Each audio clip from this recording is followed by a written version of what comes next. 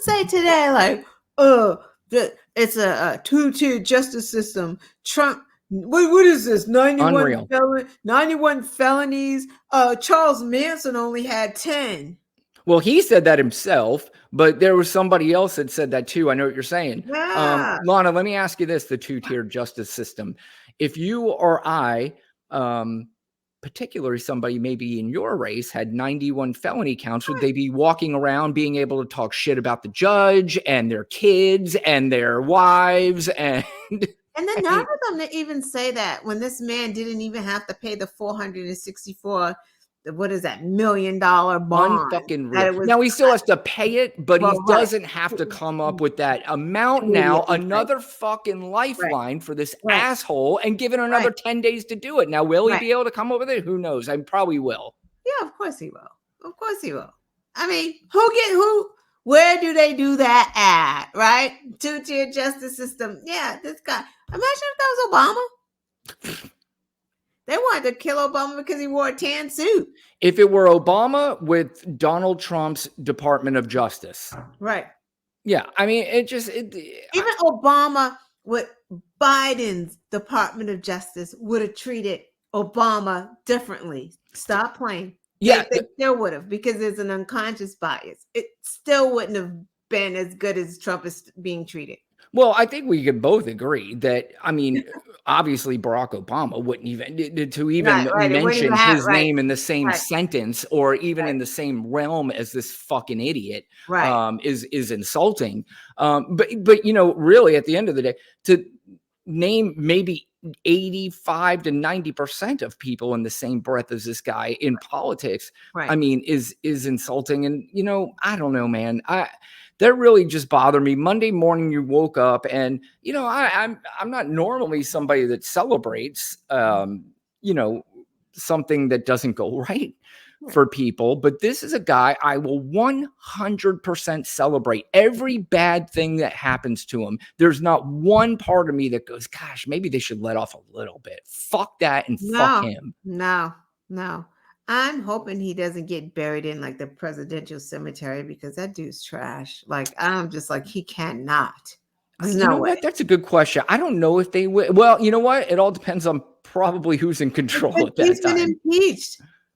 Twice. If you've been impeached, yeah, right. How could you be buried with the presidents if you've been impeached? But then again, Bill Clinton, yeah. And Richard Nixon, you know, so, and he legitimately would have been voted out of office. He would have lost his case, and that's why he quit. But Clinton just got by. But again, you know, even with talking about Nixon and Clinton, especially, I mean, again, Bill Clinton as a president, I thought was fantastic, but as a human being, he had a lot of flaws, and you know, he dug his own grave in that respect, and just did some dumb, stupid shit. Richard Nixon did something so stupid that he was easily going to win that presidency anyway, and he's spying on the Democrat. It made no sense. It didn't even make sense. But what Donald Trump is doing is not just stupid, and not just where you go, what do you do? It's criminal. He's doing stuff to, first of all, the first one, the Ukraine one, was so he can dig up. He basically said, I'm not giving you this money that Congress already voted on that we were going to give you if you don't say that Donald Trump or that Joe Biden did something nefarious. And he's kind of like, wait, rising. It's clear as I'm like, what are we doing here? Like, he did that, was impeached for it, then circled back and went to the Georgia Secretary of State and made another phone call. Trying to bribe him. Correct. He wasn't even bribing him. It was almost like a Godfather thing, like a threat thing. He was like, you don't know if this says it. He goes, you don't know how bad this could be for you in a way. You know, it's like, who the fuck do you think you are? And I know who he thinks he is because he's got a lot of do boys and yes men and women that make him think that he is. Did you see this fucking moron celebrating that he won his golf championship at his own club? The golf championship and the senior, he said. Now, first of all, he didn't win the senior. I can tell you that. To win the regular one against these younger guys, he's telling me he beat like 30-year-olds in golf. Dude, that's pathetic. Like everyone is just like, They talk about him behind his back and laugh at him. He doesn't care. He gets to write it down. I think about, kind of those scenes you see like in movies or you see in commercials where a girl's on a date with a guy and the guy's telling her all this stuff that I won my, and the girl's kind of like, oh, and then she like signals her friend to get me the fuck out of there. Like, right.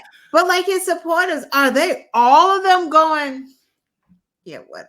I don't know if you saw. Yeah, there was a clip of him draining a putt on the green last week, and these men celebrating like they won the lottery. It was so pathetic. I mean, but what's funny is, did we see the clips before that one? Like how many times that he had to do that, because they're only going to show us that one. Yeah, there's a pretty famous sports writer named Rick Riley. He wrote a book basically about Donald Trump and how he literally cheats at golf. And this was before he was president. He was he's a cheater. There is one clip of him, hitting a golf ball and it just like darts to the right and it was like way off. And you could see people kind of like, okay, just move on because I don't know what to say. Now I'm embarrassed. And, because if you've played golf and you've played golf with good players, which I have, they don't like hitting bad shots. It's embarrassing. And it's embarrassing to the other ones that they're playing with, because it is kind of like one of those,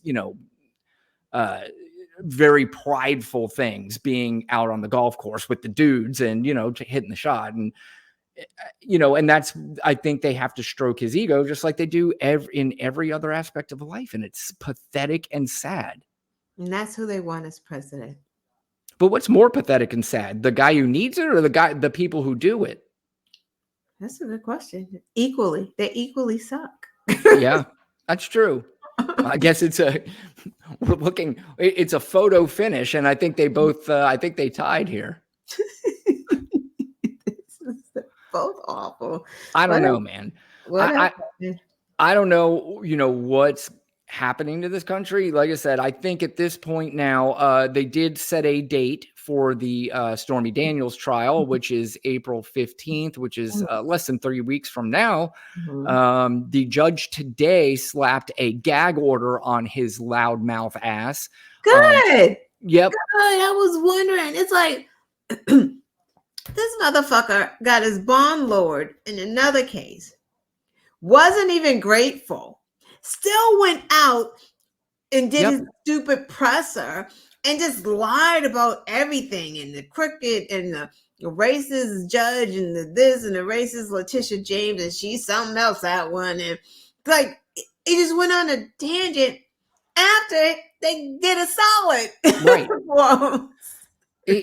And first of all, why and how that happened? That kind of stuff. I've said before, this guy fails forward more than any motherfucker I've ever seen in my life. They were saying that they probably thought, and I kind of thought too, like, that's a lot. That bond was a little high. Like, it just seemed too high. It just seemed kind of ridiculous. I don't know. Yeah, I mean, this way. The bond. Isn't the bond supposed to be the amount of what you owe? Is it? I don't know. I think that I always thought that. I don't do like that part of. No, I will admit it probably is unprecedented, the amount that is supposed to be owed. But I'm not going to be like fucking we used to talk about last week, the Shark Tank guy Kevin O'Leary going around and crying about it, like he's so upset that they've done this to, and it's just like, he's another one of these guys that they all think they can do whatever they fuck they want. In fact, Jon Stewart finally, after 4 weeks back, did a very good piece last night on that whole thing. So if you didn't see it, you should go back and catch it, because he did a great job of kind of breaking down the hypocrisy of these billionaires who are all upset. First of all, that should tell you something. If you have these billionaires that are upset about it, and he's basically telling the interviewer that we do this all the time. It's like, you do? Well, we don't get to do shit like that all the time. Why do you? Right. I gotta see that. Yeah, it was good. John. Good job. Yeah, it was really good.